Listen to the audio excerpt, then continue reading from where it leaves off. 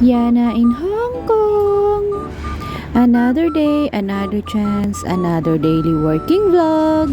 Hello mga Bex! For today's video nga, gagawa muna ako ng lunch. At dahil naka-work from home ang aking boss, medyo tinamad ako magluto. Pagka-check ko nga sa fridge, eto yung mga nakita ko. Nagprito na lang ako ng chicken wings. Tapos may natira pa naman sa beef soup na niluto ko nung Saturday night. Kaya ito na lang ang gagamitin kong pang soup para sa noodle. So gagawa po ako ngayon ng beef noodle. At lalagyan ko na rin ng ganitong vegetables. Easy lunch muna kami ngayon kasi ang hirap mag-isip kung anong ipapakain lalo na kapag may amo. Ito ba naman yung struggle ko everyday? Yung mag-isip kung ano yung ipapakain sa kanila araw-araw. Kung yung lulutuin hindi mo naman napoproblemahin. Ang pinaka-pinoproblema mo na lang sa araw-araw kung ano yung ipapakain mo sa kanila. O yung what's menu for today? Kasi hindi naman pwedeng araw-araw pare-parehas lang yung ipapakain o lulutuin. Pagkakulungan ng vegetable na niluluto ko, hahanguin ko na nga muna para lagyan siya ng, diba, loading cold water.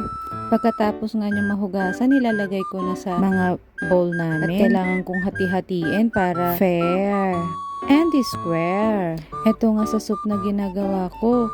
Etong vegetable na tong babagay dito sa beef noodle. Bale, itong dish na to tinuro lang sa akin ng amo kong babae. Tapos perfect combination niya kapag may sunny side up na egg. Yung alaga kong babae, ayaw niya ng sunny side up kaya hindi ko na siya nilutuhan.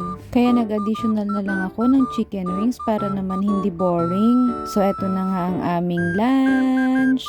Mukhang hindi siya nakakabusog pero mabubusog ka na dito. Dahil ang magpapabusog sa'yo ay yung soup.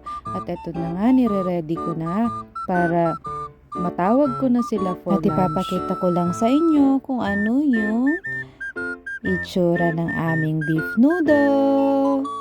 So, eto na nga po siya. Easy lunch for today. And our lunch is served now. Thank you for watching. Babu!